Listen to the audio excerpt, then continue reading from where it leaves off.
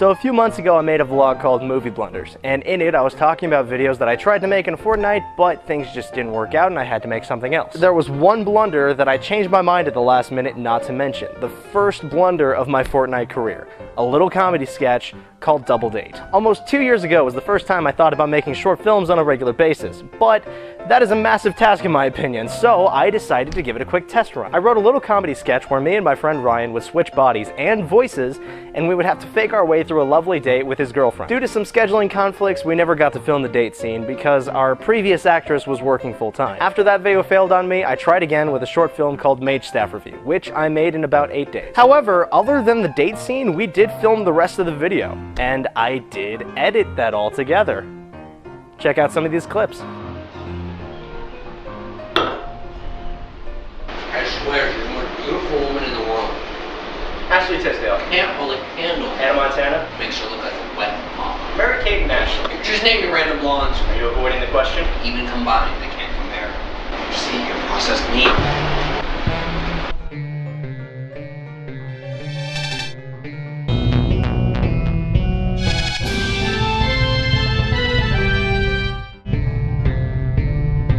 But without my voice, how can You have your looks, your pretty face, and never underestimate the power of body language. Ah! Say that again. Completely and utterly crazy. You can't possibly suggest. Why did I let you talk me into this? Look, tomorrow morning, you, me, and her friend are flowers and chocolate. I'll tell you what I'm gonna give you, Snakes. I'm gonna give you, to the count of 10, to get your ugly, yellow, no good keister off my property before I pump your guts full of lead. 1, 2, 10! Keep the change, you filthy animal. Last week we came back to this story because I've always really liked the idea. Like, I've really wanted to do a sketch like this for some time. But as you saw, I changed a lot of things. The original that we filmed didn't have a style or a theme, so I didn't really have any direction for the background music. In fact, there probably wasn't going to be any. Recently, I had the thought that I needed something for one of us to do at the beginning that the other would do later on after we've switched bodies. That ended up being the piano. It worked great as an opener to the video, but it also meant we could use it for the Good Morning piece, Poor Unfortunate Souls in the background, and the fun cinematic shot at the end. Throwing a piano into the mix instantly changed the whole video into something that was a little more theater-oriented, so we had to find a good location to fit it. The theater we filmed in is a place out in Redlands, California named Lifehouse Theater, and at the time they were talking to me about doing some freelance work for them. It's so cool. I'm going to be making promos and trailers and stuff for their upcoming plays, and while they were talking to me about that, I kind of threw in the possibility about using the theater as a setting for my next short film. Not only did they instantly say yes, they also gave me the code to the security alarm and my own key, which is good because we were there filming till 3 in the morning. Also, we had to bring our own piano. So you might be wondering how the film was made. How did we swap bodies? Or voices, at least. First, of course, we had to film everything.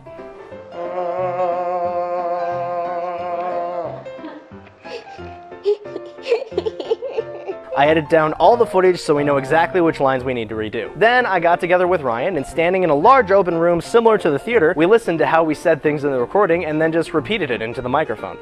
Well, convincing? Well, convincing? Sorry, convincing. Well, convincing. I edited the audio down and put it in place, fit it as best as I can, and if necessary, it came up a few times, I had to speed up and slow down the video clip every so often to really make it fit. Well, then who's playing first? Yes. I mean the fella's name on first base. Who? The fella playing first. Who? What's the guy's... Now it's done, right? Wrong. All the audio that we got from the original footage is completely unusable because we still have our regular voices in it. So on top of re-recording all of our voices, I had to re-record all the sound that you hear as well. For instance, whenever you hear us walking around on stage, I've got it. That's actually me standing on wooden flooring in hard-soled shoes, stepping in place. Every shot has background noise that I recorded in either the theater or in the courtyard.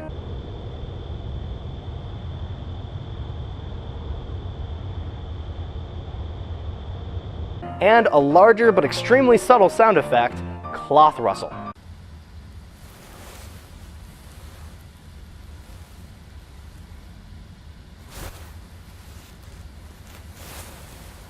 For this, I watched the video all the way through twice, holding my vest next to my microphone and just rustle it around as we moved on screen. Extremely subtle, yet incredibly effective. And then of course there's other things like moving the wooden chairs on concrete. Alright, let's blow this popsicle stand.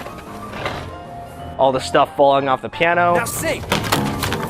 Sing! Which that shot wasn't on purpose. Ryan just moved the piano too quickly and we went with it. For one last effect, I used the panning tool to move the sound clips left and right for stereo speakers to make it sound a little more believable. For continuity, even the beginning and end where Ryan and I are still in our own bodies were completely overdubbed using the same system. In fact, the only sound that was actually recorded live while we did the filming was Rachel's dialogue. All the other sounds in the video were completely remade in post. And then he also... the forward light with that?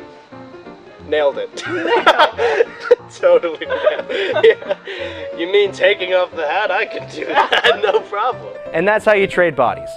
And after this film, no one's ever going to pass me the ketchup ever again. Click these links to watch my last short film, my last vlog, and subscribe for new vlogs every Saturday. Play me out, Aaron!